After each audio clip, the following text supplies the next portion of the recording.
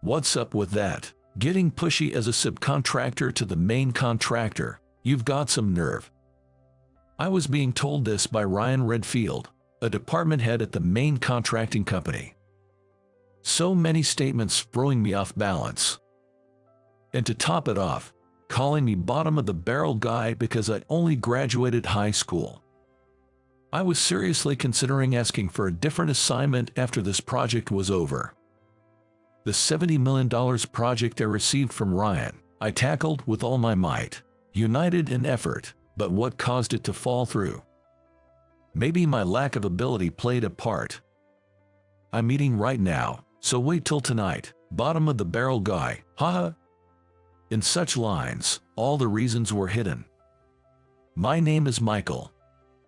Right after graduating high school, I joined the Thompson Manufacturing Company. I lost my father early and was raised by my mother alone. With a younger sister and brother, I gave up on college to lessen the burden on my mother and chose to work. My mother strongly advised me to go to college, but I kept refusing. I hate studying, I said, choosing work over further education. Every time I saw her for several days, she kept saying I should go to college. At that point, I decided I'd find a job and never go to college out of sheer stubbornness. The job at Thompson Manufacturing, where I now work in sales, was suggested by my mother after she gave in. Assigned to the sales department, I learned from my superiors at work and devoured self-help books at home, striving to improve every day. 10 years passed. I was now accompanying Emily, my mentor in the company, who was about to retire for marriage, to a client meeting. Redfield Motors here produces several world-leading products. Their representative, Kevin, is a senior colleague who taught me what sales are all about. He's great. Since Michael, you're taking over from me, make sure you do well. Emily was a top-performing saleswoman. With her retiring, I took over some of her clients. Today was one such day accompanying her. Upon arriving at Redfield Motors, we were led to the meeting room. Emily is getting married. Congratulations. I first thought Thompson Manufacturing was joking, sending a greenhorn straight out of college as our report. Just kidding, though. You've been a hard worker and we've had a good relationship. It's like seeing off my own kid today. The meeting proceeded in a friendly manner throughout. Michael, right. Looking forward to working with you. I have something I'd like to request of your company right away. I listened closely and proceeded with the discussion, helped by Emily's input. I'll take this back to the office and get back to you early next week. That would be great. Will Emily still be around by then? She'll be here until the 31st of this month, so let us know if you need anything. I immediately started working on the paperwork for the request from Redfield Motors, running it by Emily, and then getting approval from my boss, David. I then scheduled an appointment with Kevin and visited Redfield Motors. What's this? Who are you? I was told the rep was a stunningly beautiful woman, and here you are, a young man. Our company must really be underestimated as a mere subcontractor. The man who appeared in the meeting room was holding a soda bottle, wearing a shirt with a goofy pattern, and surprisingly, a tattoo was visible peeking out from under his sleeve. He had long, blonde hair and looked to be about my age, a young man for sure. I'm Ryan. I was assigned as your new contact, but I'm withdrawing. That's that. Saying this, the young man named Ryan left the meeting room. I had no idea what had just happened. After waiting about 10 minutes in the meeting room, the man who called himself Ryan returned. Still here, good for you. If you had left, I was thinking of canceling the deal. The old man must have asked you for something. Show me. Explain it quickly. As I prepared, feeling a bit thrown off, I asked him a question that was on my mind.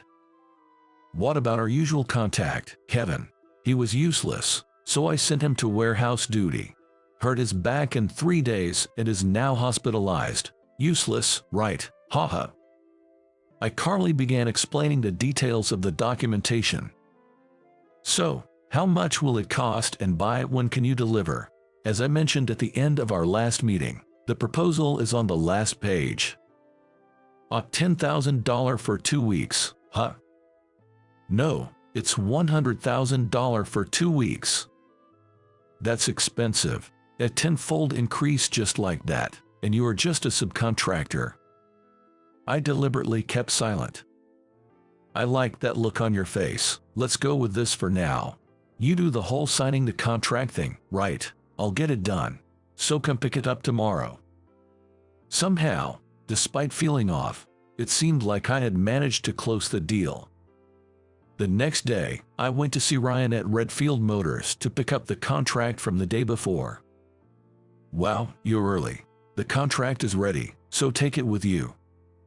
Thank you. I'll get started on the work right away. What? You haven't started yet? I could have canceled it, you know. Excuse me. I like that look, that reaction of yours. See ya. It really threw me off. As I was leaving the meeting room, someone called out from behind. It was Kevin, on crutches. Ryan told me about you. Are you okay? It was tough manual labor I wasn't used to. It got me good. We talked for a while and then parted ways. A few days later, while doing desk work in the office in the afternoon, I got an internal call from a colleague in another department. The call was about no payment received from Redfield Motors yet. Normally, such delays never happened, so they contacted me as the person in charge. I confirmed the delay in payment and contacted Ryan at Redfield Motors.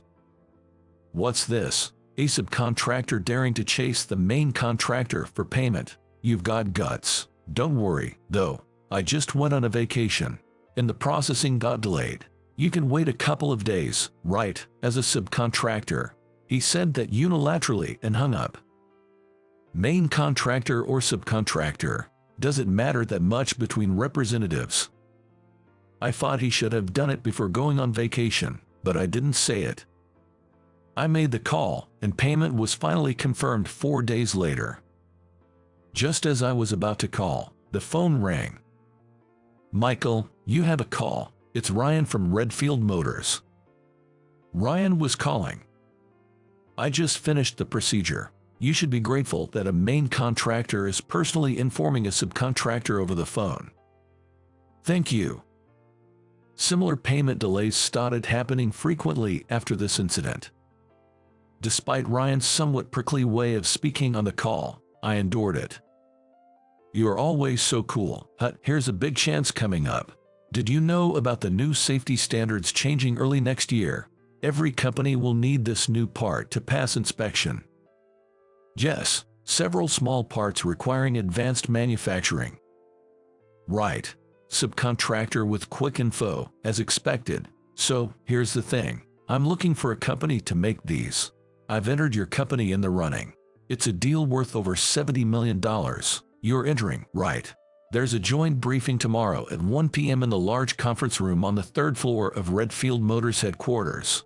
All interested subcontractors, gather or rather, just come. And that's what Ryan said. What should we do? I was confirming this big deal Ryan mentioned with my boss, David. I want the part specifications now. Need to hear from the ground crew too. Let's take our engineer and go there on the day. The engineer and I were led to the large conference room on the 3rd floor of Redfield Motors headquarters at 12:40 p.m. the next day. Impressive headquarters. There were 3 conference rooms just in the corridor we passed through. We took our seats, 10 minutes early, but no one else showed up. Then the conference room door opened. I thought it might be another company, but it was Ryan and a few men in work clothes. Let's start then. Today, the guys from the field will explain. You'll get 3 copies of the same document. Share with the person next to you. You guys, explain it clearly, so even this dumb subcontractor can understand. It's a valuable explanation from a main contractor. So listen carefully, subcontractors. Aren't other companies coming? The answer was straightforward. There's no other subcontractor capable of doing this but you. Didn't invite anyone else. Don't get too cocky just because a main contractor called you up. We listened for about 2 hours to 2 engineers from Redfield Motors and 1 expert from a specialized agency. Can you really make it, being just a subcontractor? Based on our discussions with the engineers, it seems feasible, but I have a few questions, if that's okay. Go ahead, ask anything. The engineer and I asked several questions. Is that all? No more questions. Can we end this meeting, subcontractors? Thank you. We now have a clear idea, so we'll take this back and consider it. It's a $70 million annual deal. Don't talk big and then say you can't do it, especially as a subcontractor. I returned to the office and, as planned, held a meeting with the heads of each department.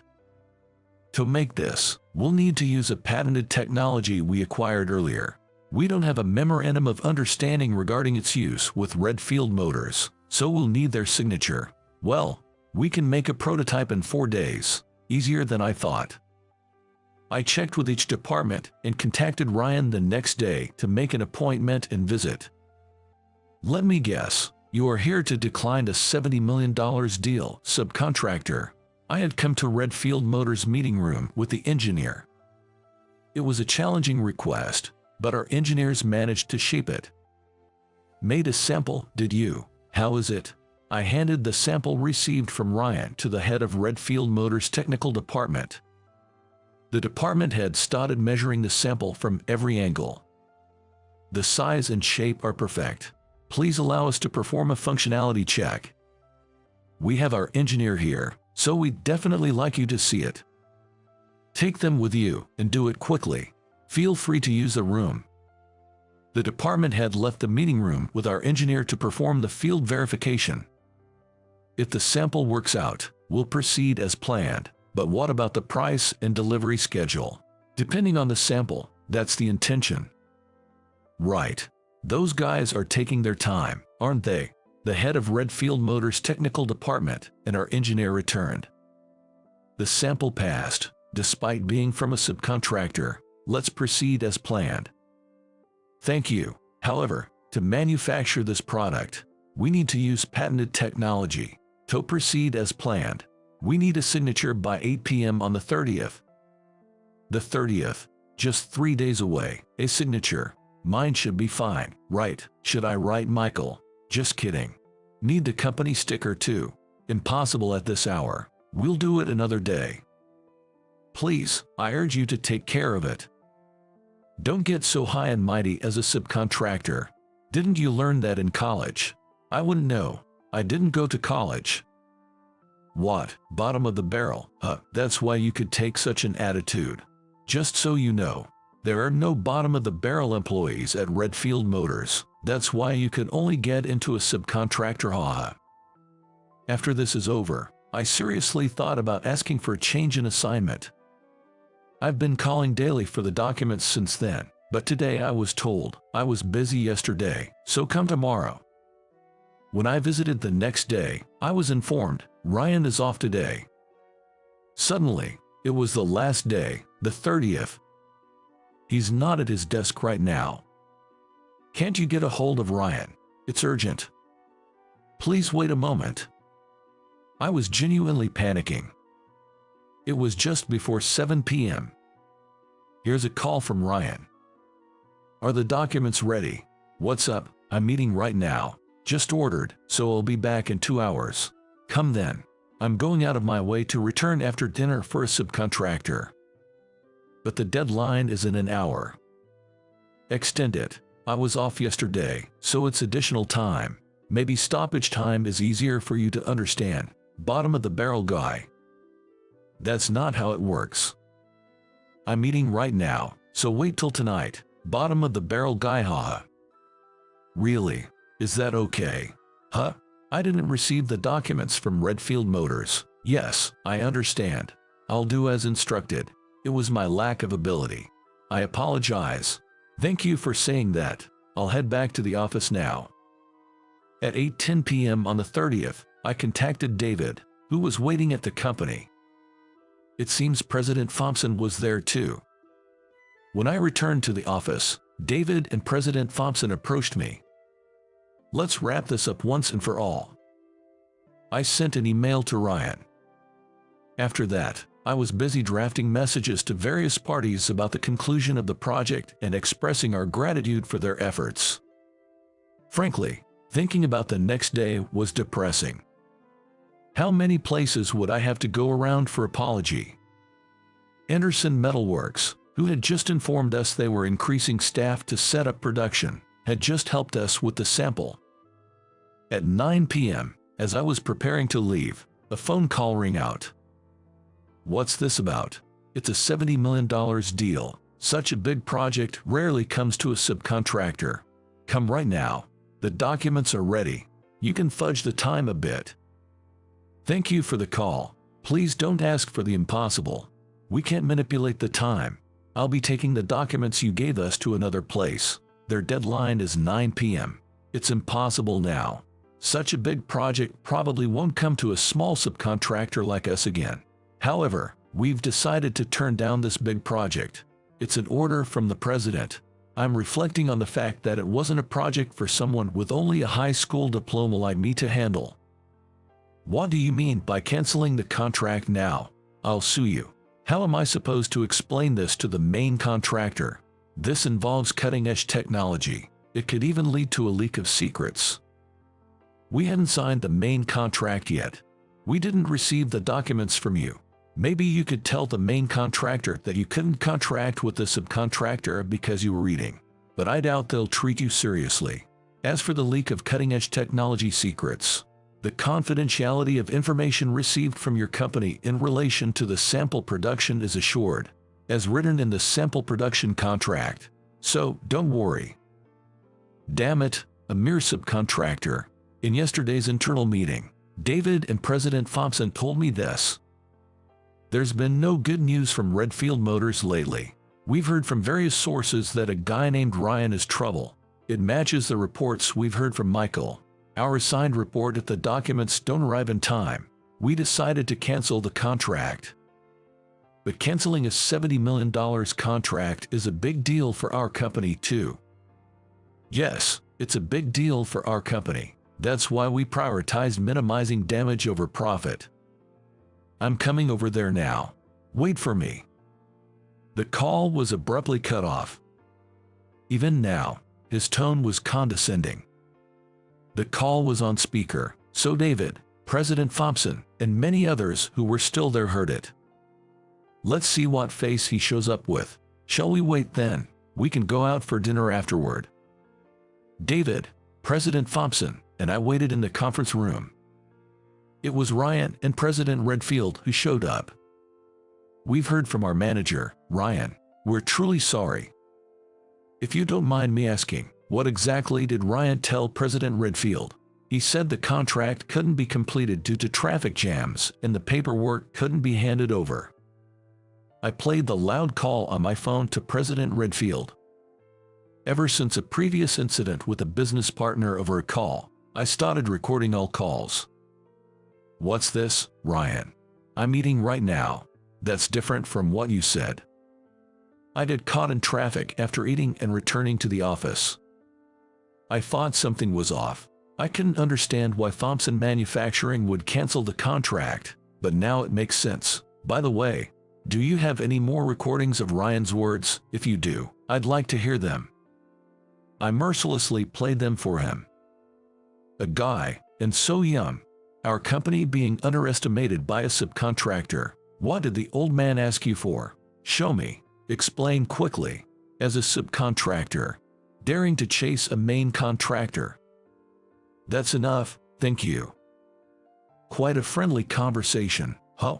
I've always told you, Thompson Manufacturing is a partner company. What's this subcontractor talk about? I said you could do as you liked, but I also told you about the responsibilities that come with it. We'll remove him from this project. Would you be willing to accept requests from us instead? Considering the numerous actions, statements, and attitudes of the manager, it's clear that Ryan's lack of management also significantly involves President Redfield. The $70 million project is huge for us as well. However, the damages we've suffered so far are immeasurable. After comprehensive consideration, we've decided to withdraw from all future dealings with Redfield Motors. That is all from us. What? Just because I made a small mistake, you are pulling out of all future deals?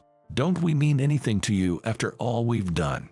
That's not the case, Ryan Miller. We've personally and professionally endured humiliation because of you. How do you know that name? The engineer who accompanied me with the sample last time was from Anderson Metalworks, a part of our group company. That's irrelevant now. Ryan was originally a worker at Anderson Metalworks. He was handsome and excellent in conversations with women, spending nights with different women each day. One day, he met President Redfield's daughter and learned about an unplanned pregnancy. Ryan was preparing to leave the town, but the woman was delayed in leaving her home, and it led to him being forcibly taken to the Redfield residence. Upon arriving, Ryan was surprised to find himself in a luxurious house. He understood then that a subcontractor's employee had become a candidate for the president of a main contractor. A all rags to riches story. After the wedding, he was living in a big house with a luxury foreign car. Ryan seemed to be on top of the world. His first job title was suddenly a department head. In the next year, he became a division manager. This information came from an Anderson Metalworks engineer and Kevin from Redfield Motors.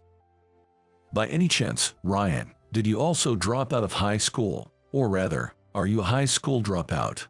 Are you what you call the bottom? Why would you think I'm a high school dropout? You know Jack, right? I was his junior in the club. He really pushed us hard. You graduated from Midwestern High. Yes. Ryan, me, and even my father. We all graduated from Midwestern High. Well, that's a prestigious school known for its academic excellence. I was top of my class until middle school. Once I got to high school, I was surrounded by geniuses. Couldn't keep up with the classes and lost all motivation. I'm a high school dropout. So what? I'm the bottom. Well, being a dropout doesn't matter when you're an adult. We will be stopping all dealings with Redfield Motors and we'll be filing for unpaid dues and damages. We'll be taking legal action. Thank you. What does this mean? A subcontractor suing the main contractor. Ryan, it seems you've been treating others similarly elsewhere. Unpaid dues, arrogant behavior. Your last resort is always, I'll stop dealing with your company, right? Now you know how that feels. As a subcontractor, it's none of my concern. I'll get someone else to make it. Please do so if you can. Thank you. Understood. I'll take this as an expensive lesson. Damn it. I'll find someone to make it for me. Ryan was grabbed by the scruff of his neck by President Redfield, who then left. Ryan found a company overseas willing to manufacture for half the price we quoted, and he called our office the other day. To me, he bragged, serves you right. I managed to deliver on time and was relieved. I should have gone with them from the start. A few weeks later, a recall occurred at Redfield Motors' client location. Apparently, the cause was defective parts supplied by Redfield Motors. The client demanded a substantial amount in damages. Ryan had the parts made by an overseas company using the design we provided for the main contractor. However, the design was for the sample, and it required further improvements in over 100 areas to become the final product. Ryan was fired for taking full responsibility for this fiasco. He also got divorced and was kicked out of his house. He was burdened with hefty alimony and child support payments. I heard rumors of Ryan struggling at a construction site, but unfortunately, I couldn't verify them. Redfield Motors was sued for a significant amount by the main contractor for leaking even the sample design. Additionally, the overseas company used it as a base for their own product, making a few modifications and released it as a hit product. Years later, rumors of Redfield Motors potentially going public were quashed, and they seemed on the brink of collapse. We couldn't work with Redfield Motors anymore, but we received inquiries from 3 of the world's largest auto parts companies we had never dealt with before. The recall incident with Redfield Motors seemed to have spread the word about the sample we created globally. We conducted several remote meetings and underwent performance tests at the local sites. Later on, trade negotiations were held in the US, and both parties reached a mutual agreement. The deal amounted to more than $70 million. My younger sister and brother graduated from college, with my sister landing a job at a government office and my brother at a securities company. Both of them attended public high school and national universities, which greatly relieved my financial burden. Around that time, I asked Emily, 4 years my senior, out for dinner after successfully closing a deal. Since she was single, I half-jokingly invited her to a movie on the weekend. Sure, it's been years since someone asked me out on a date. We managed to keep our relationship secret from colleagues and seniors and got married after dating for a year. We thought Emily would stay and you'd become the house husband. We were often teased. It turned out that everyone in the department had known for quite a while and had pretended not to notice. My sister and brother insisted on paying for the wedding, which made our honeymoon passable. You'd say, it's a client with a wonderful person who taught me what sales are. But you learned a lot, right? I shared the day's events with Emily, now my wife, as we lay in bed. It's sad though, for his wife and child if he got divorced. According to Kevin, Ryan never liked kids and never once held his child. Apparently, the kid wasn't even attached to him. His continued affairs were discovered, and that, along with everything else, led to the divorce. The work mistake was just the last straw. What about you, Michael? Any affairs? Me, I'm not handsome enough for that. If anything, I'm more worried about you, Emily, with your beauty and great style.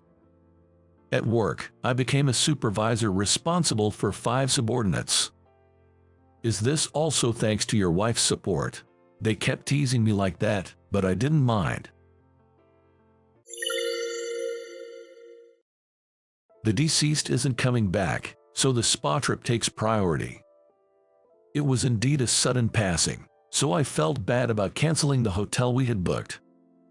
But I couldn't believe she wouldn't attend her father-in-law's funeral or change her travel plans. I'll visit the grave later. See you. Susan got ready by herself and left for the trip alone.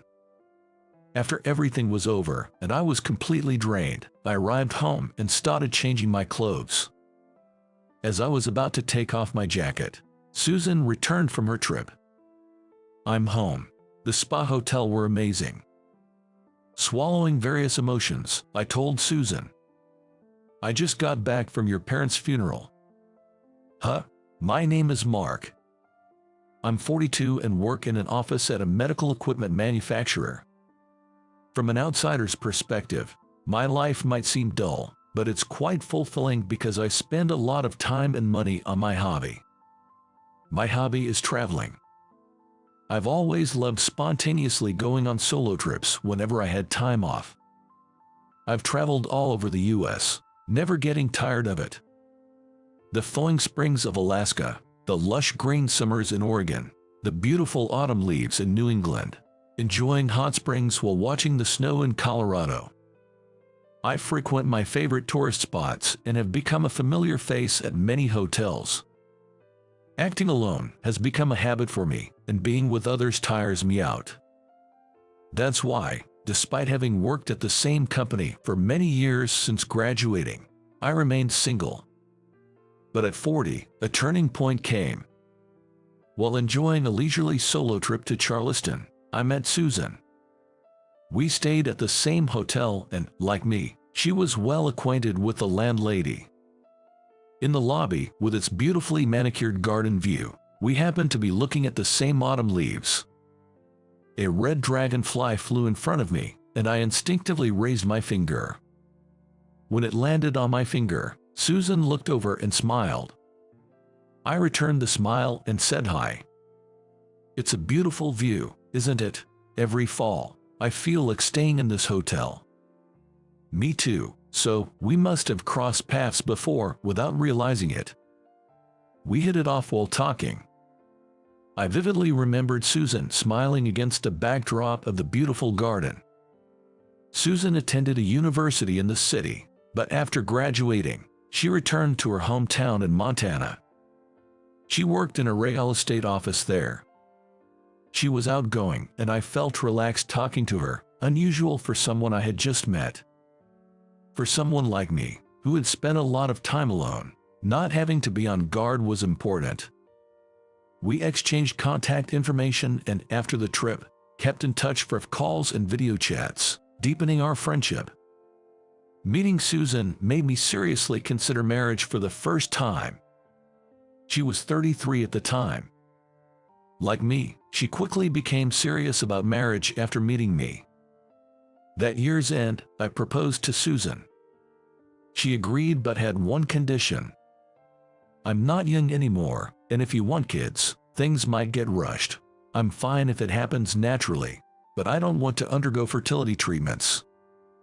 I wasn't particularly fond of children and understood that tool fertility treatments could take on a woman. So we decided not to stress over having kids and instead enjoy our hobby of traveling. At our wedding, Susan's parents and sister, Linda, from Montana, congratulated us.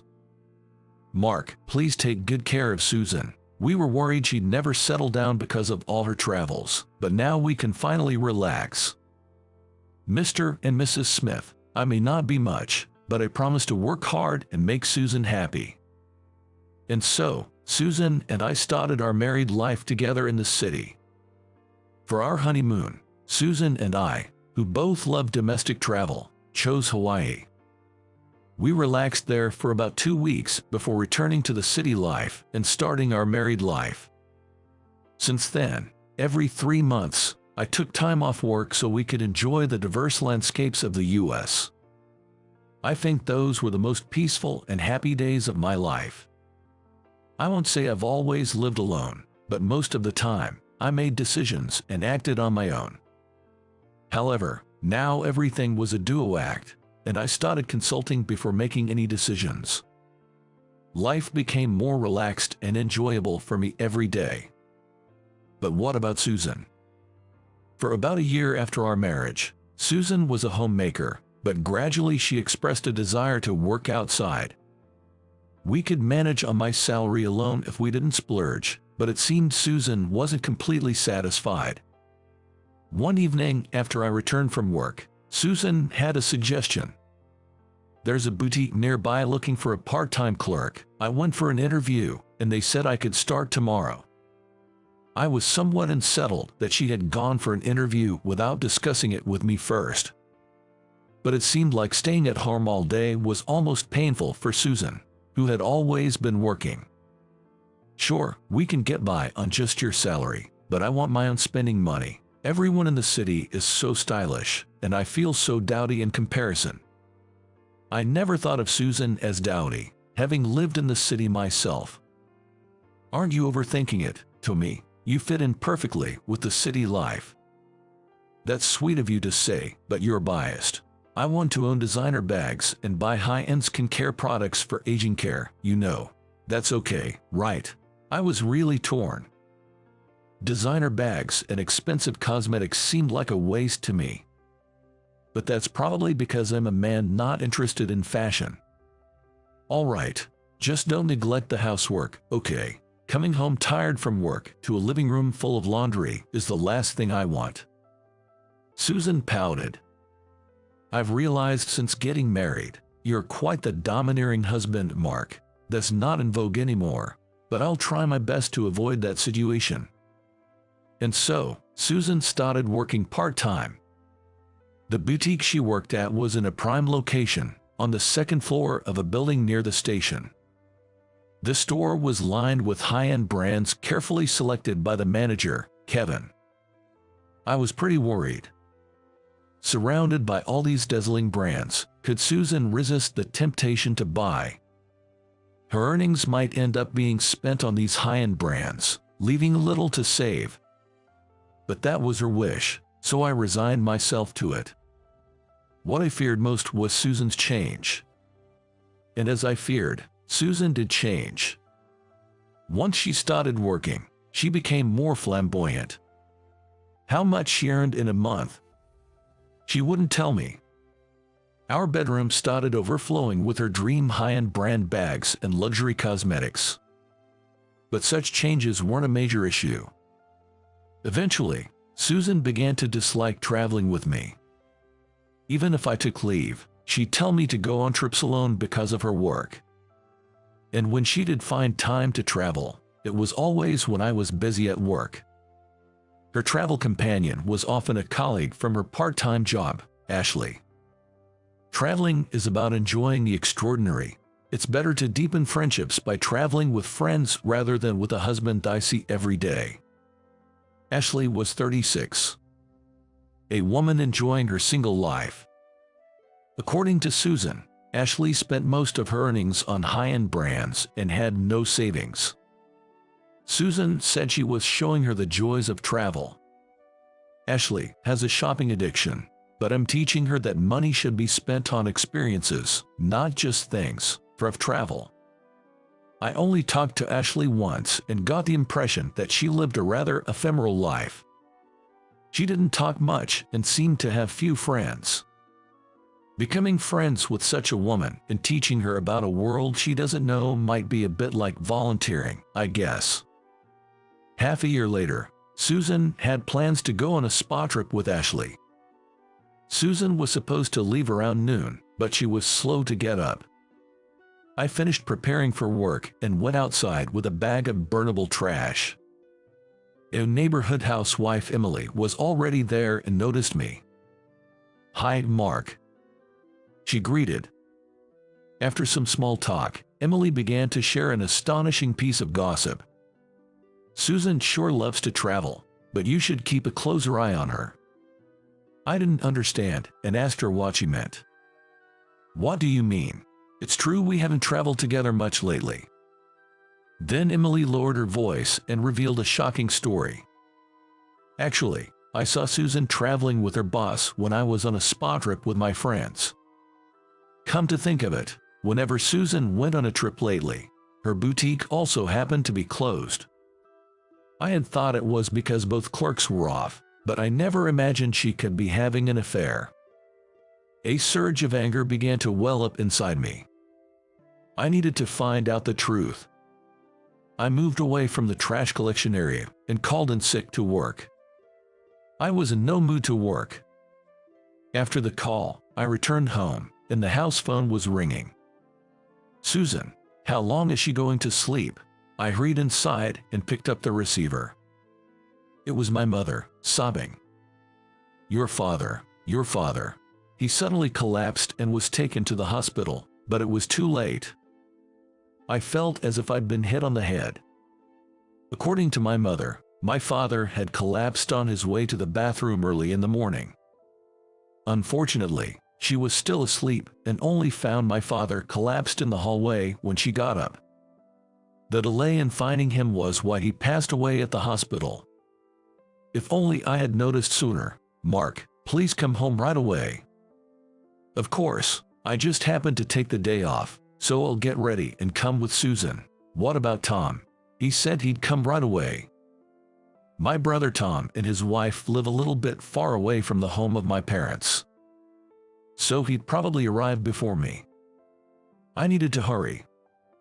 I wanted to comfort my mother, who was shocked by my father's death. I hung up and went to wake Susan. My mind was in turmoil with the sudden news, and I wasn't sure what the right thing to do was. Should I confront Susan about the affair now? Pretending not to know and going home with her might comfort my mother.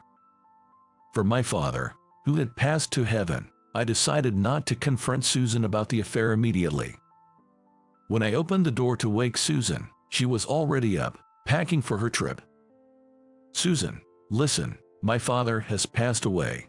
My mother just told me over the phone. I'll get ready now. So let's go home together and attend the funeral." But Susan's response was unbelievable. "Why should I go? I'm not going." Why wouldn't you? He was your father-in-law. How can you not say goodbye for the last time? Susan sighed heavily, looking utterly fed up. Oh, I hate this. This kind of family obligation is such a hassle. The deceased isn't coming back, so the hot spring trip takes priority. Indeed, if she were to attend the funeral, the hotel reservation would need to be canceled. But I couldn't believe she wouldn't attend her father-in-law's funeral or change her travel plans. I'll visit the grave later. Okay, I'm leaving now. Susan just got ready by herself and left for the hot springs trip. At that moment, I felt like I truly saw Susan's true nature. I let her go without confronting her about the suspicion of infidelity. Everything was becoming too much of a hassle. I decided to forget that Susan was my wife and rushed to be with my mother. I packed a few days' worth of clothes into a small Boston bag. About 2 hours after Susan left, I was about to leave when the house phone rang. Wondering who it could be, I answered the phone, and it was from Susan's sister, Linda. Mark, something terrible has happened. My parents got a car accident and taken to the hospital, but I can't get in touch with Susan. I was stunned by one terrible event after another. Susan just left for a trip. How are your parents? Linda's voice quivered with tears over the phone. It's bad. They were in a head-on collision with another car. I'm so confused. Mark, can you come here as soon as possible? Linda's husband had passed away 5 years ago. Now, she was the only one at her family home, feeling lost about what to do. Linda, actually, my father passed away 2 hours ago, and I was just packing to go to my mother's. Linda gasped over the phone. What a tragedy. Your father too. I'll try calling Susan again. I'll keep trying to reach her too. For now, I'm going to take a taxi to my parents' home. My brother is there, so he can handle the funeral arrangements. I'll head to your place as soon as it's over. My condolences. What a day this is. So much misfortune all at once. As Linda said, it felt almost cursed to have so much misfortune hit at once. It took about 2 hours by taxi to reach my parents' home. Tom and his wife had already arrived and looked relieved to see me. Mark, glad you could make it. Mom has been in shock since she found out. Oh, isn't Susan with you? Well, I mumbled, not knowing what to say, and then went to the room where my mother was. Mom, we're here for you. Leave the funeral arrangements to us brothers. My parents had a close relationship, so my mother's shock was immense. She stayed by my father's side, mourning his passing. My sister-in-law complained about Susan not being there. After all, it was an old-fashioned family funeral, and female help was needed. I tried to prevent Susan's reputation from getting any worse. Linda, sorry for the trouble. Susan's parents also passed away, so as soon as the funeral is over, I'll head to Montana. Susan must be having a hard time too. I wish she could have come here, but under the circumstances, I understand. Tom and his wife thought Susan was in Montana for her parents' funeral. I didn't elaborate, and after saying farewell to my father at the funeral, took a train in my funeral attire. Linda looked exhausted. Mark, what's Susan doing? Her own parents have died, and where is she? We kept calling her cell phone, but it was turned off. I have a lot I want to say to Susan too, but for now, let's quietly say goodbye to your parents. So we managed to hold the funeral amidst the sudden chaos. When I called my office to say I'd be back the following week, I received a lot of sympathy. My boss said I could take more time off for bereavement, but I couldn't indulge in that. After everything was over, I returned home on Monday morning, utterly exhausted, and started changing my clothes. I entered the bedroom to take off my jacket when I heard the front door open. Susan was back. I'm home. The spa trip was fantastic. As I entered the living room, there was Susan, lying exhausted on the sofa. Seeing my face, she gave a slightly apologetic smile. Did your father's funeral go smoothly? I was appalled by Susan's words, but swallowed various emotions and told her, "I just got back from your parents' funeral." "What? Your father and mother passed away. It happened just 2 hours after you left home. Linda tried calling you, but your phone was off. I couldn't reach you either." Susan frantically took out her cell phone from her bag and turned it on. It was pointless now, and I was just astounded by her actions. I wanted to enjoy the escapism of the trip, but it can't be true that my dad and mom passed away. You must be angry and playing a cruel joke. If you think it's a lie, call Linda. Susan hurriedly called Linda. I could faintly hear Linda's reproachful voice from the cell phone. Watching Susan's panicked apologies, I realized how completely my feelings for her had cooled. In the train, I had been indecisive, but now I was resolved. "You must have enjoyed your affair trip. I came back today to pack my things. I don't think I'll be returning." I went back to the bedroom, packed a couple of shirts and suits in a trunk, and called a taxi to head to my parents' house. Susan kept calling persistently from her phone. I thought of turning it off like she did during her trip, but I still had things to say, so I answered, "I'm sorry for leaving the house unattended. Let me come to your family's home now to pay my respects." I replied with a feeling of detachment. "No need for insincere condolences. If you have time for that, be with your father and mother. They won't answer you anymore, though." Susan was in a panic. "Why is this happening? I go on trips all the time, but why did this have to happen now? Maybe it's karma, a heavy price to pay, I think, but at least to me, you're now a stranger. Have a good time with the store manager." With that, I turned off my phone. My return was a relief to my mother, who was feeling lonely after losing her husband, Tom, being transferred frequently, so there were circumstances preventing him from staying with our mother. "If I stay at the family home, everything will work out smoothly." "Good to have you back. It's hard being alone in such a big house." "Don't worry, Mom. I'll commute to work from here. I can't replace Dad, but I won't let you feel insecure anymore."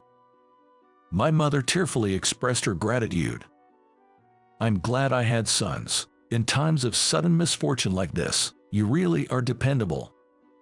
It's because you and Dad raised us with love. I wish I could have been more filial to Dad. Now, I'll do my best to help you." Losing my father made me realize his greatness. Not having children myself, I hadn't fully understood how much effort he put into raising us. Now, I'll devote myself to Mom and his place. A few hours later, Susan chased after me to our family home. She pleaded for forgiveness through the intercom. "Please reconsider the divorce. I'll change my ways." On the intercom screen, I saw Susan desperately knocking on the front door. "Shouldn't you let her in?" I don't know the details, but Susan must have had her reasons. But I firmly told her through the intercom, "I'll send the divorce papers later. Sign them and be happy with the store manager." I told my mother about Susan's affair and how she enjoyed a trip with her lover during her parents' funeral. Hearing this, my mother was appalled and declared she'd never speak to Susan again. Thus, Susan and I decided to divorce. I demanded alimony from Susan and her lover, Kevin. I heard Kevin's wife also demanded alimony from Susan. Despite their debts, Susan and Kevin promised to pay. Susan agreed to the divorce quickly, thinking she could remarry Kevin. But neither Kevin nor his wife planned to divorce. With 2 growing children, they decided to work on rebuilding their marriage. Susan might have thought she found true love with Kevin instead of me, but that was a big mistake. Perhaps in the extraordinary setting of our travels, we looked at each other through a filter that made everything seem special. Now that I'm calm, I'm amazed at my foolishness for finding her attractive. We've canceled the lease on the apartment we lived in together, so Susan has lost her place. Even if she wanted to return to her hometown in Montana, her sister Linda would never forgive her. The fact that Susan was out having fun while unreachable during her parents' passing would quickly spread in a small town. How could she face returning there after such an embarrassing act? Once things settled, Linda even came to my family home to offer her condolences. I really appreciate your help with the funeral. Without you, Mark, we couldn't have had a proper service. I just did what I should as a son-in-law. By the way, how is Susan? I imagine it's tough for her, having to pay alimony to me and her affair partner's wife. After what she did, you know, in a small town, word spreads fast. The company she worked for before meeting you isn't willing to rehire her, so she's struggling. I see. I have no feelings left for Susan, but I'm curious how she's managing. She always dreamed of city life. After getting married to you and living in the city, it must be hard for her to live in a small town with everyone watching, but you reap what you sow. I heard that all the inheritance left by their parents went to Linda. Because of the disgrace Susan brought to the family name, she had to sign papers relinquishing her inheritance rights. I don't think my parents forgive Susan. They might have overlooked her absence at the funeral, but when I think of the trouble she caused you, I'm sure our parents are weeping in the hereafter. Susan couldn't have her relatives pay the alimony for her and had no one else to turn to. Looking back, maybe the days she lived with me were the happiest in her life. She got to live her dream in the city, spending her earnings freely and enjoying her fair trips. I heard she's now living in a modest apartment without a bath near the area we used to live. Recently, I ran into Emily, the neighbor who informed me of Susan's affair, at a shopping mall. She told me she had seen a changed Susan. Working day and night to pay the alimony, she's become quite thin. She was cleaning the restrooms in a building. I felt a bit guilty seeing her like that. Strangely, I didn't feel sorry for her, nor did I think of myself as particularly cold-hearted. I've moved on, thinking about the next chapter in my life. So, I've started living with my mother. She was down after losing my father, but she's been getting better lately. She participates in senior activities in the neighborhood, enjoying yoga and chess. I live quite freely too, and recently I've started enjoying solo trips again. But I'm cautious about women I meet while traveling. With Susan's example, even if I find a good connection, I remember it's through the filter of the extraordinary. One day, 2 years later, I attended my middle school reunion. There, I hit it off with a classmate who had just divorced her husband. We go out for drinks twice a week, and I'm thinking of inviting her on a day trip.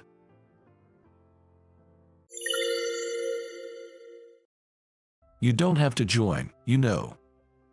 Suddenly, I'm startled by a voice from behind. It's Emily.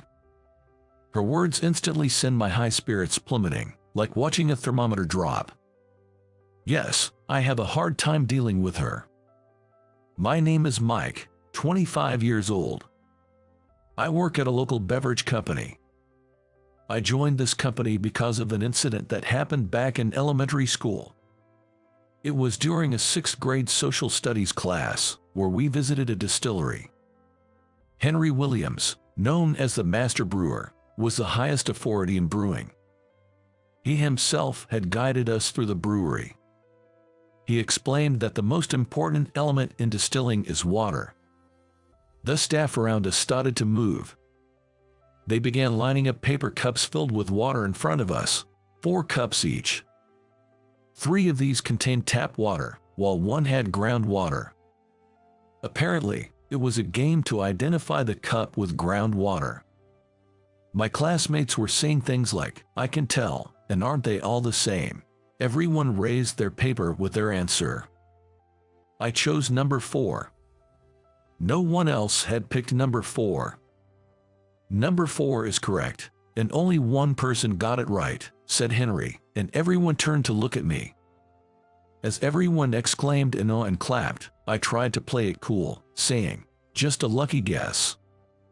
Henry suggested another round to see if it was really just luck, preparing new cups, all with the same groundwater. This time, it was the same groundwater.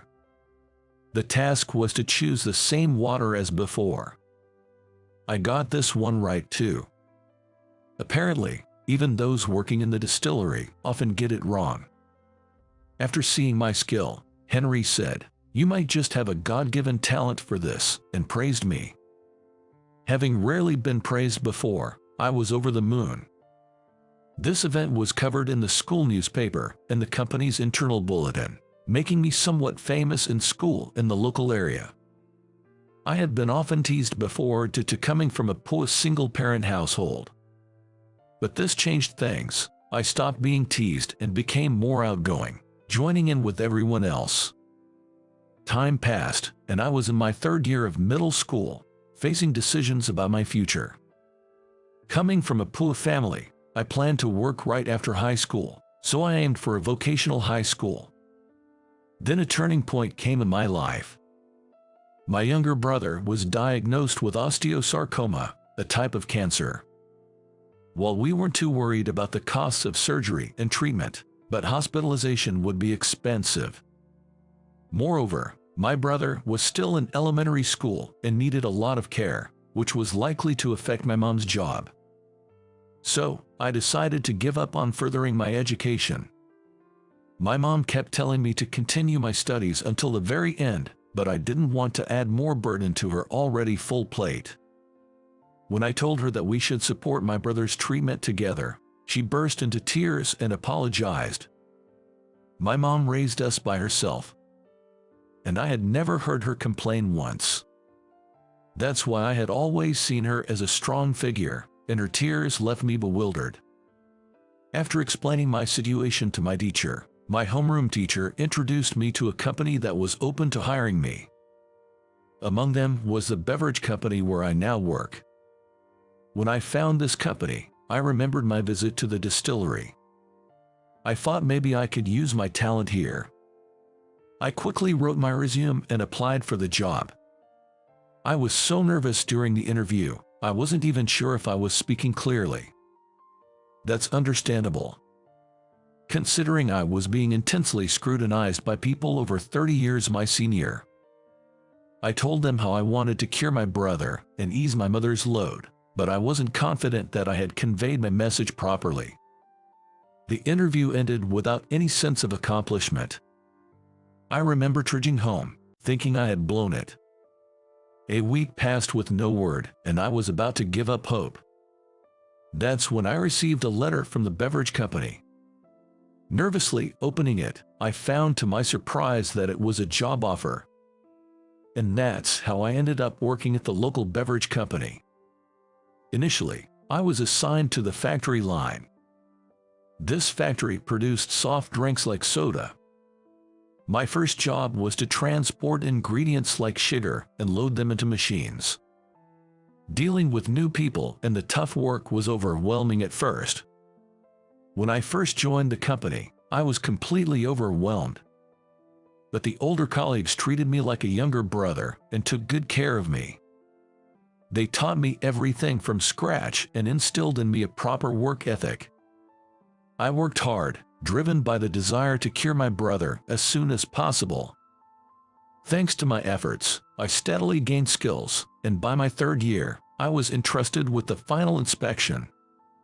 In final inspection, I had to be mindful not only of the appearance, such as color, but also of smell and taste.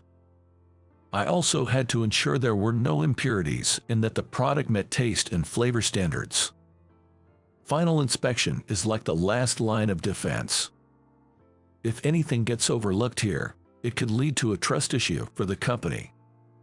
In the worst case, we might have to recall all products. That meant I couldn't let my guard down for a second. To deliver better products, I put in even more effort than before.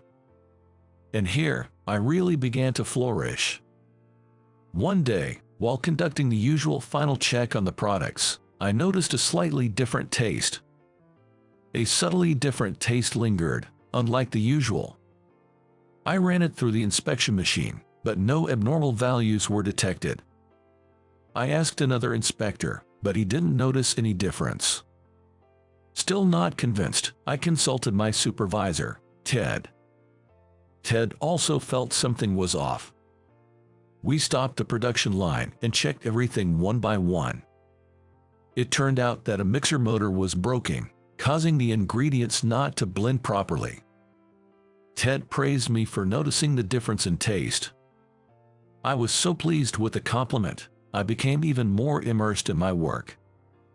After that, I kept detecting subtle deteriorations in ingredients and anomalies in taste.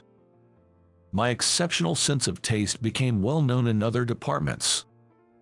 The materials department, responsible for arranging ingredients, would check them thoroughly on days when I was in charge of final inspection. Word of my talent reached the ears of the head of the product development department, and I was transferred there. The product development department is one of the most important divisions in the company, responsible for creating new products. Naturally, it's filled with people who take great pride in their work. The department head, Emily, was a prime example of this. It's a given that everyone here has a college degree. A high school diploma is barely acceptable, and a middle school education is completely out of the question. On my first day after the transfer, I introduced myself, but it seemed like I wasn't exactly welcomed. Well, I guess that's understandable. However, Emily dropped a bombshell. Just do some work, but don't get in the way. She dismissed me as just a middle school graduate with a sensitive palate, claiming that without academic knowledge, I wouldn't be of any use. Her words made my blood boil. There are people in this world who, for financial reasons, couldn't pursue further education even if they wanted to. I'm one of them. How dare she speak so carelessly, without understanding someone else's struggles? I wanted to lash out in anger, but causing trouble on my first day wouldn't be wise. Pretending not to be bothered, I clenched my fist and held back. You can taste as much as you want, but don't expect me to take your opinion seriously, she said and left the room. The others around me snickered and went back to their work. I'll show them one day, I firmly resolved in my heart. From that day on, I arrived at the office earlier than anyone else and stayed later than anyone else, working. Though, as I wasn't entrusted with any real responsibilities, I spent my time researching and learning about the job. There was plenty to study, so I was never idle. However, it was frustrating not being able to get any help with things I didn't understand. Since I wasn't assigned any actual work, I couldn't stay for overtime in an official capacity. So, I clocked out at the regular time, and then returned to my desk to study. As the others left for the day, they'd comment loud enough for me to hear, wondering why I stayed when I had no work. I was used to it by now. I just greeted them casually and got back to my studies. This routine continued for about 3 months. Perhaps realizing it was getting out of hand, Emily gradually started to assign me some tasks. They were mostly menial jobs, but, well, it's better than nothing. I was grateful to be given even small tasks. However, the amount of menial work I was given was excessive. A senior colleague tried to help me, seeing my struggle, but Emily stopped them, saying that helping me would only make me complacent. Reluctantly, I managed all the tasks alone. One morning, during a company meeting, an announcement was made about a grand party to celebrate the company's 20th anniversary. It was my first time experiencing something like this, and I was excited. We were told to confirm our attendance via email. I went back to my desk to start working, and that's when Emily approached me. You don't have to join. There's no need for someone who hasn't contributed to the company, especially a middle school graduate, to come. With those words, she walked away. In Gerd, I marked the will not attend box on the attendance confirmation email. And so, I repeatedly hit the enter key to send the email. My job still mainly consisted of menial tasks, and it felt like the workload was increasing. Since weekdays weren't enough, I started coming in on weekend to finish my work. While I was stapling documents for a meeting, President Williams walked in. "Aunt Mike, I heard some noise and thought no one would be here," he said, and sat down next to me. He asked me how my job was going, and I ended up telling him about everything from my reasons for joining the company to my time working in the factory. I had rarely spoken with President Williams before, so I was initially nervous. But as he listened with a smile, my tension gradually eased. Getting carried away, I even talked about my elementary school visit to the brewery. Then he said, "You're the kid from back then," with surprise. But I couldn't think of what he was referring to. While I was puzzled, he invited me to have lunch with him. Looking at the clock, it was indeed lunchtime. As I hesitated, he encouraged me, saying, "Don't hold back." He also added that he'd like to continue our conversation. So, I took him up on his offer. While eating lunch at a nearby diner, President Williams continued our earlier conversation. "I was the head brewer back then," he revealed. Turns out, he was the same person who had guided me during my brewery visit. I almost choked on my fried chicken in shock. I never imagined that the head brewer from back then would be President Williams. I had seen him several times but never made the connection. "Thank you so much for that time. Being praised by you changed me, and I found my calling. I expressed my gratitude for changing my life. It's too early for thanks. You've still got a lot more to accomplish." After saying that, President Williams asked about my recent work. Not wanting to mention Emily, I talked about the new things I was learning.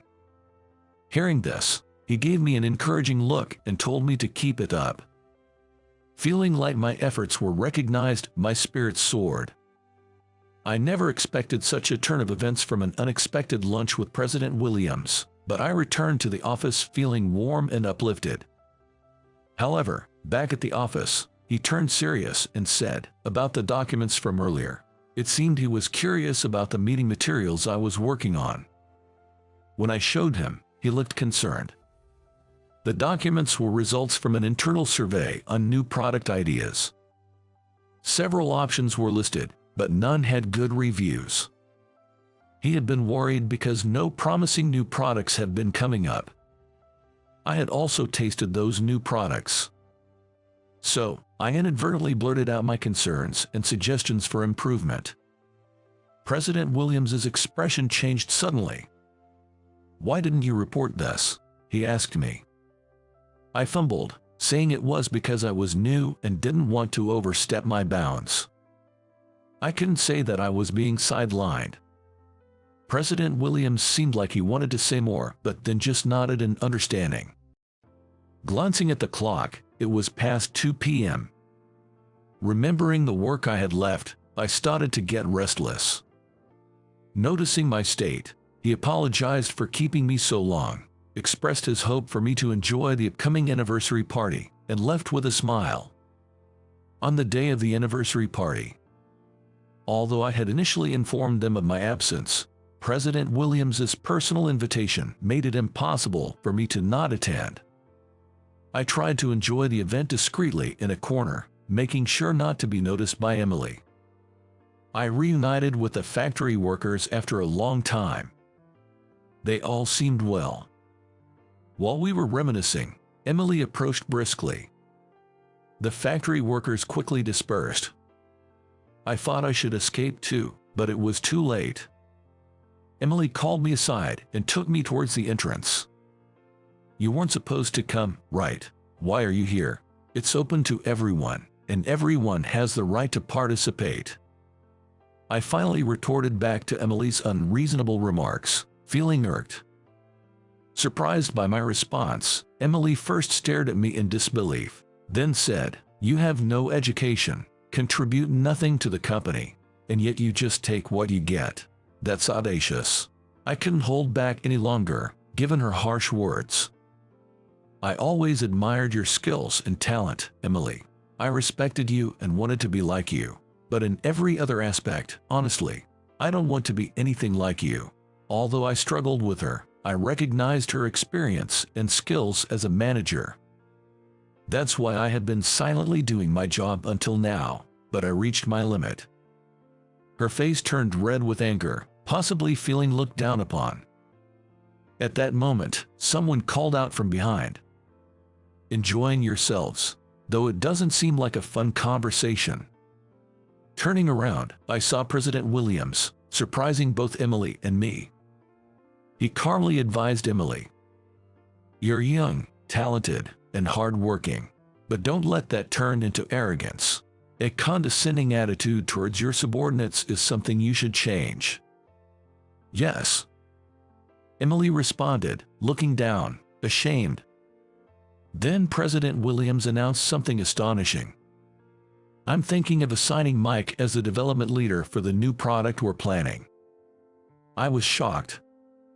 Me, as the leader, I had barely been involved in development, and now I was suddenly being made a leader. I was happy with his words but also anxious about my capability. I was also concerned about Emily. She had always been the development leader. Glancing at her, I saw her looking shocked in a different way. Raising her head sadly, she asked, "Am I not suitable as a leader anymore?" "Don't get me wrong. It's not a demotion. I want you in a higher position. As a manager, it's your role to nurture new leaders. And Mike has become indispensable in the product development department." As I struggled to grasp his intent, President Williams recounted what happened at the new product meeting. Emily had explained that the internal evaluation of the new product wasn't high. After that, improvement ideas were discussed, but nothing substantial came up. When everyone was at a loss, President Williams made a revolutionary suggestion. Everyone agreed, and the plan for the product moved forward. In fact, the idea was something I had mentioned to him at the diner. Hearing this, Emily looked utterly surprised. President Williams continued, revealing that alongside my duties, I was also studying to become a sensory inspector. He mentioned the episode from my childhood when I distinguished between different types of water at the brewery. He also mentioned my weekend work, preparing meeting materials. Hearing all this, Emily appeared embarrassed. "I hope you will support him. I'm counting on you," President Williams said before leaving. His words warmed my heart. I hadn't expected him to value me so highly. Feeling emotional, I smiled to hide my nearly spilling tears. Afterward, I was appointed as the development leader and started working on the new product. Things have been different now, with a dizzying level of busyness. After that incident, Emily apologized to me for her past behavior. Now, she's a reliable supervisor who offers guidance on various matters. Turns out, she also grew up in a single-parent household. She worked part-time in high school to help with household expenses and paid her way for college, graduating from a prestigious university. Her experience led her to believe that those who were poor but didn't attend a good university simply didn't put in the effort. But now she understands that there are people like me who, despite their efforts, had to give up on further education due to circumstances beyond their control. She's vowed to stop judging people solely by their educational background. Emily is a talented individual who was promoted to the manager of the development department at a young age. Her guidance is strict, but I learn a lot every day. Also, my efforts paid off as I passed the sensory inspector exam. Having this qualification seems to have added credibility to my words. Initially, as a new leader, I faced a lot of resistance. But whether it's because I passed the sensory inspector exam or something else, now everyone is cooperative and we're working well together. I'm grateful to President Williams for showing me my path twice, and I want to continue to work hard to repay him in the future. "Also, could you sign this?" she said, pulling out a divorce oath. She had already signed her part. Then, with a high-pitched laugh, she taunted, "I'm divorcing a loser, a bottom dweller, expected demand for alimony, fine by me. You have an inheritance coming from your father, let's start the inheritance process." I was shocked. I never imagined my modest father had such wealth. "Really? How much are we talking about?" I asked out of curiosity. The response was an astounding amount. About $20 million in assets. My name is Tyler. A 42-year-old ordinary office worker. I married 5 years ago, around the time I was promoted to department head. It was an office romance, and our department celebrated our big wedding, funded by my savings. Her radiant beauty and smile from that day are still etched in my heart. My beautiful wife, Michelle, was always the heroine at work. A bit clumsy and not the best at her job, but her ever-smiling, hard-working nature was charming. I never thought I could win over such a popular lady, just admiring her from afar. But working together on a project brought us closer, and I often had to cover for her scatterbrained moments. That led to my confession, and she bashfully nodded in agreement. We dated for a few years before I proposed when I got promoted. Really, I'm so happy. I spent a fortune, including my bonus, on a large Alexandrite engagement ring to show my sincerity. She was touched and promised to never take it off. I was head over heels for her and promised a comfortable life after our marriage.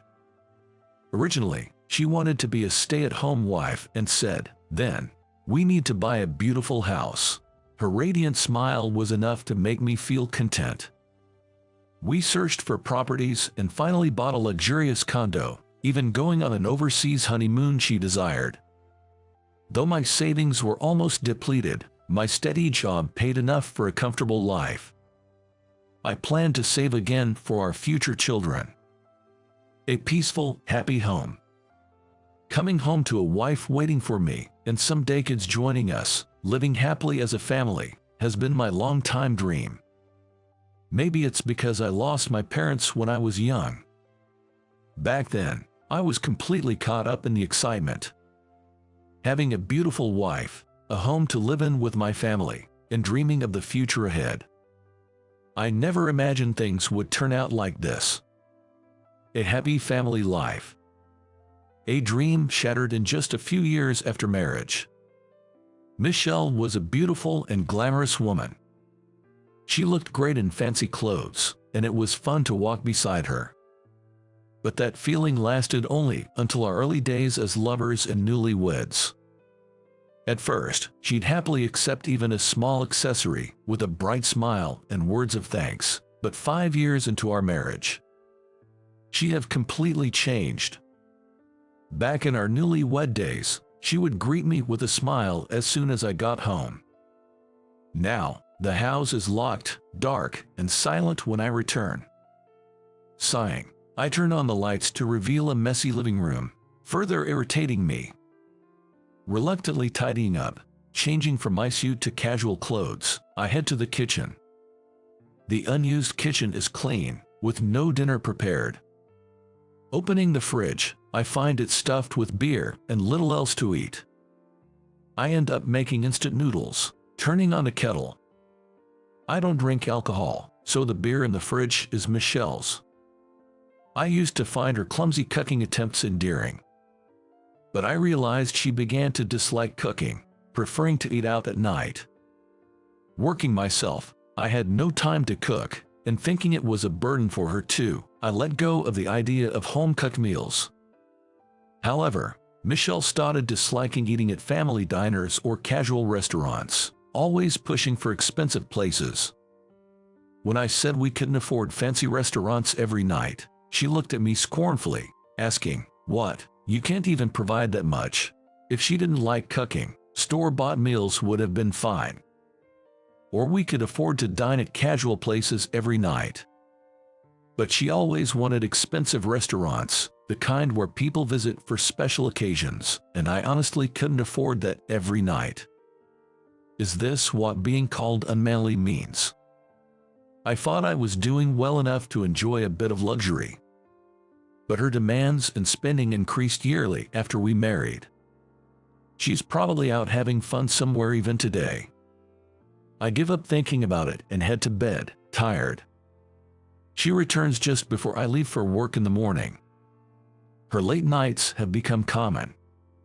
She seemed to leave the house in quite flashy attire. Dressed up, she comes home just as I'm about to leave, brushing past me without a glance, saying, "Move, you're in the way."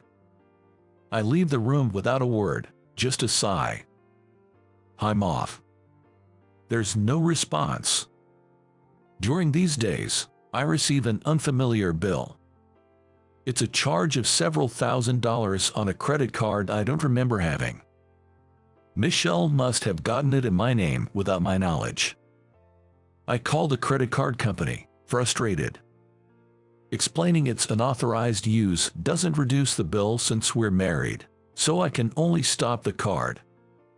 Looking at the usage details, there are large payments to the same place.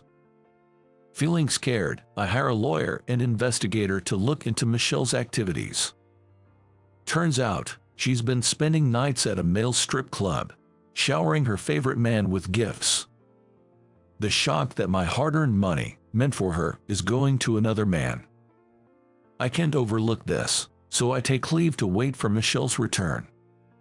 I need to face this reality I've been avoiding. When she finally wakes up past noon and comes out of the bedroom, she frowns upon seeing me. "Why are you here? It's normal for me to be in my own house." She laughs condescendingly, saying, "Oh, this condo is in my name now, didn't I tell you?" In her cackling laughter, there was none of the beauty she had at the beginning of our marriage. Instead, there was just a venomous woman standing there. "I really want to talk things through. Can you sit down, please?" Now, of all times. Well, I'll listen, at least. Reluctantly, Michelle sat down in the chair in front of me, responding to my request. "You made some credit cards in my name without asking. How much did you spend?" "I don't remember. I threw them away when they stopped working." Michelle spoke as if she was just discarding room trash. "The visits to the male strip club. Oh, you finally noticed. It started when I was still working at the company." What do you mean by that?"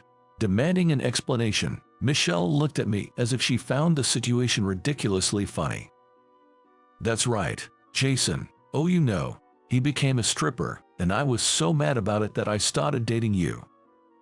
I was speechless at her words. "I thought you were boring, but you were good with money, so I figured that was okay." Michelle nonchalantly said this, then dreamily started talking about another man. "But you see, Jason came back to me. He's aiming for the top in the stripper world, making incredible money." She continued talking about this unknown man like a lovesick girl, leaving me wondering how to react. So, I thought I'd help him reach the top. That needs money, right? I had no choice.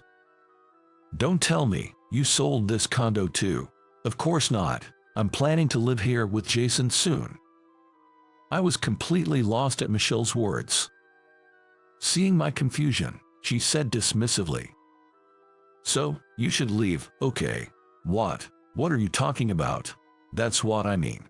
This condo is in my name now, and I want to live with Jason soon. You're off today, right? Pack your things and leave." After saying this, she went back to the bedroom, leaving me stunned and confused. I couldn't think straight, so I impulsively started packing and left the house. It was pouring with rain, but I didn't care. Wandering aimlessly, drinking alcohol I couldn't handle, I eventually passed out, waking up to a white ceiling. A nurse rushed over when she noticed I was awake, checking my pulse.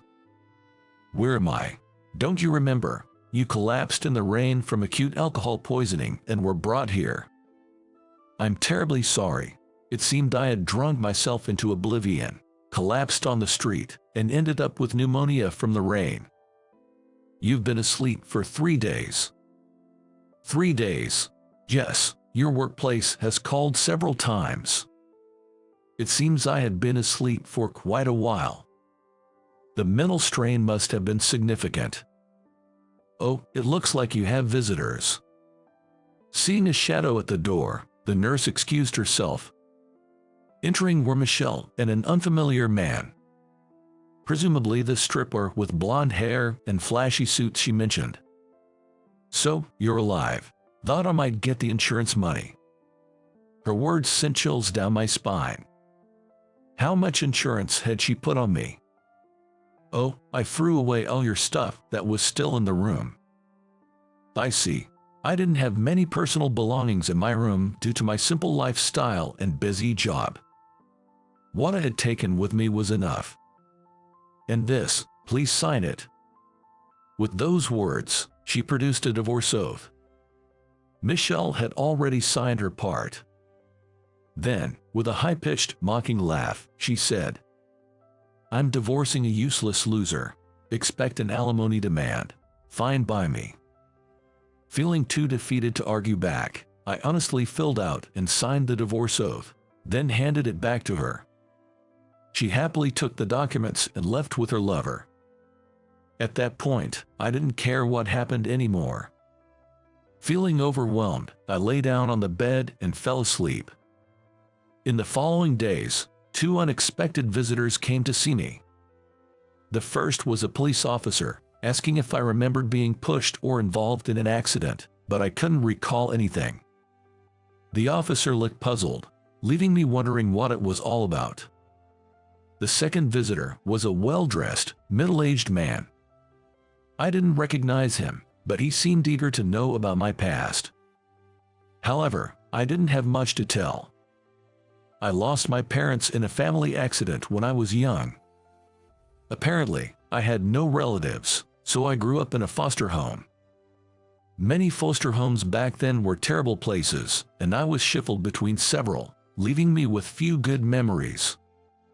I left the foster system upon graduating high school, took a gap year to save money, and then went to college.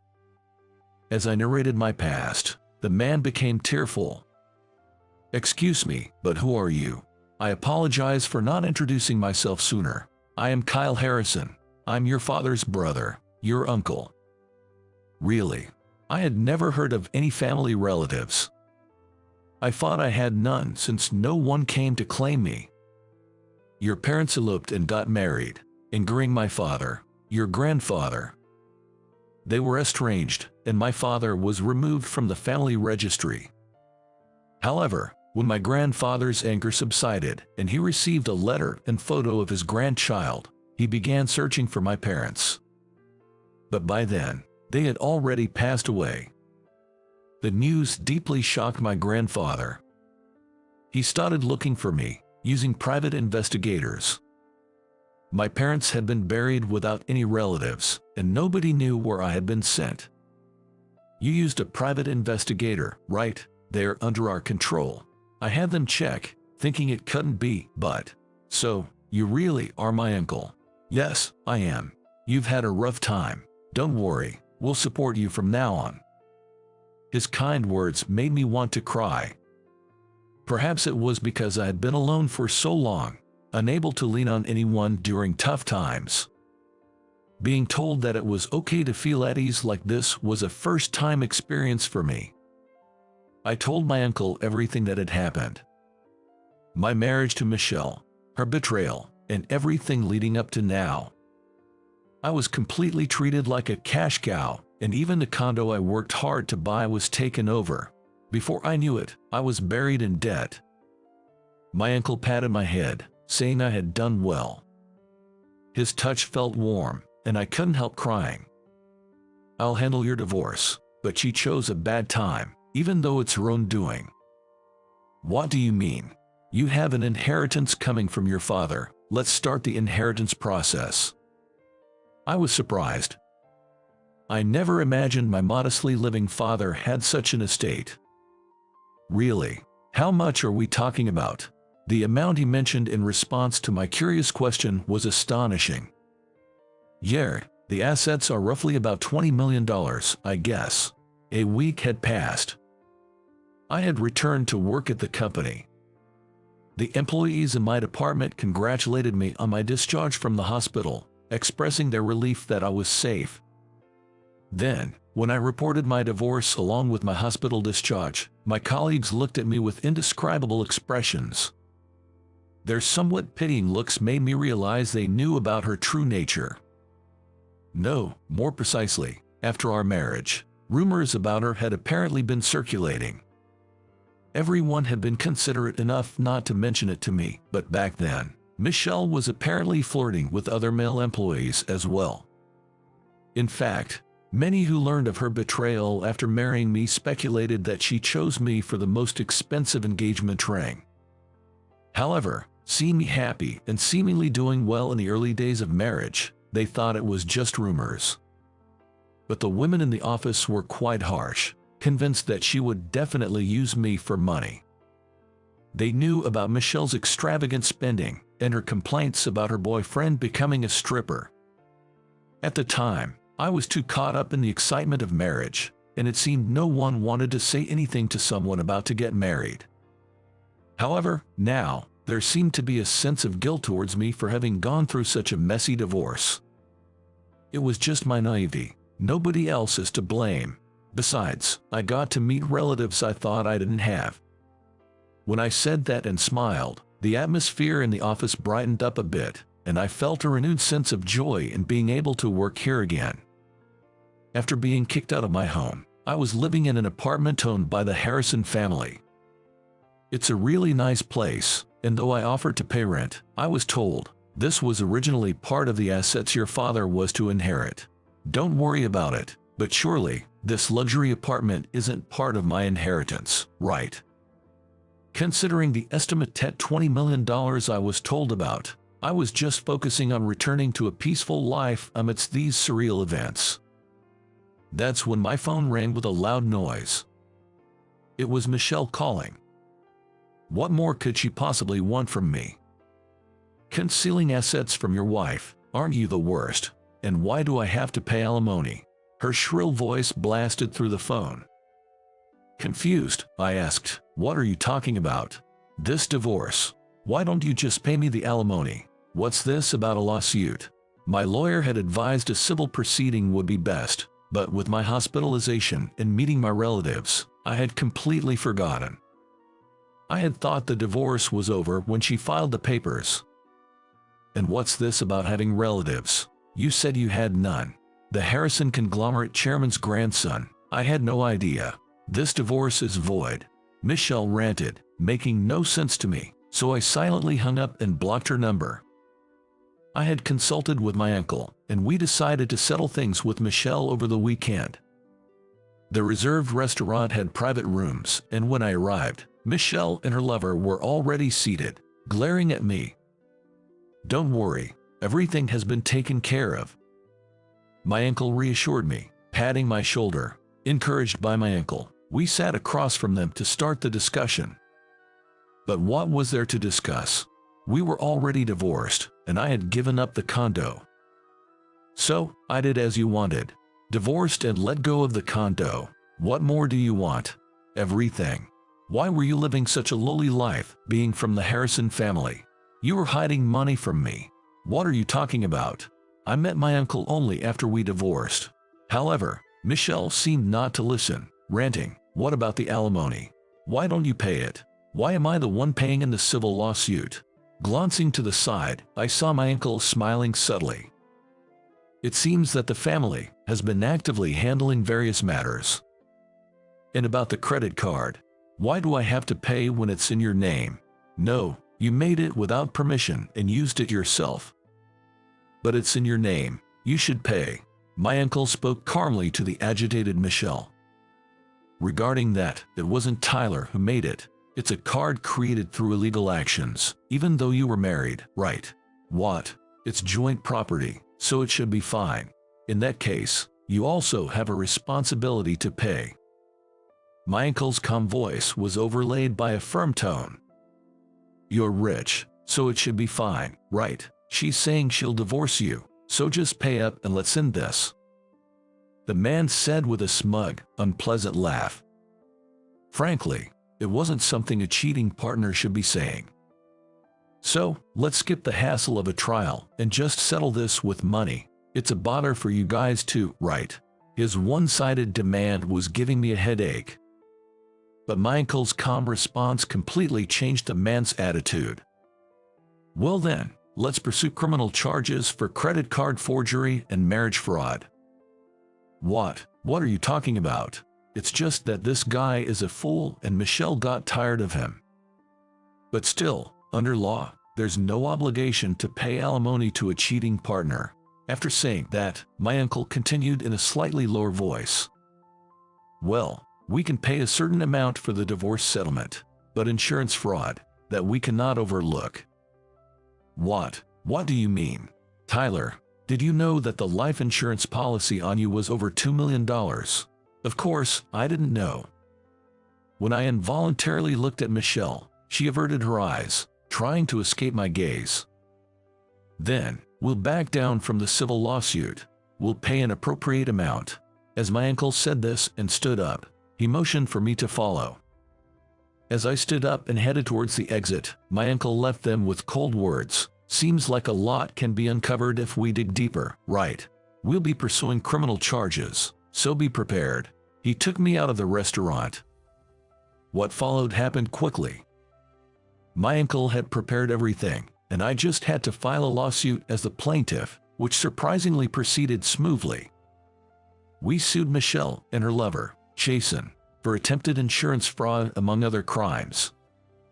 The fact that I was completely unaware of the insurance was terrifying. On the day I was kicked out in the heavy rain, it seems Jason had been following me. I don't remember, but he apparently pushed me down some back alley stairs, and after making sure I was unconscious, he left. The doctors said I might not have survived if I was found any later. The prompt emergency call was thanks to a private investigator hired by the Harrison family, who had been watching me from the time they started investigating. The documents I requested from the private investigator included clear evidence of Michelle's infidelity and Jason's background check. The Harrison family's investigation revealed that Michelle had conspired with a legal clerk to take over the condo and was planning insurance fraud. It was said she'd likely get a prison sentence for these charges.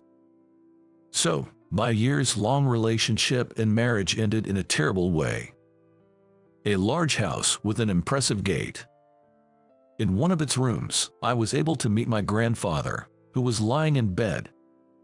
Sean Harrison, a famous investor, was my grandfather, something I could hardly believe. He smiled at me tenderly and nostalgically. "I'm sorry for my appearance. Come closer, let me see your face," he asked, and I sat down on a chair beside his bed. I owe your parents an apology. If I had allowed their marriage, they might not have died so soon." His voice, full of regret and sadness, showed me that my father was truly loved. "Yes, but my parents seemed happy, and I'm really happy to meet my grandfather." Is that so? Is that so?" Grandfather nodded several times, holding back tears, and firmly grasped my hand. "We made it in time. Thank you for being alive." His words told me he had been mourning my parents' accident, and tears started to fall from my eyes. "Yes, I'm grateful to my parents for giving me life, and to you and my uncle." As I said this, my grandfather and my uncle, standing by the bed, looked at me. "Thank you for finding me." I had rushed into marriage, seeking a family. I thought I was alone in this world. Though that failed, I was fortunate to find my true family. There couldn't be a happier ending. Now, I live happily with my family.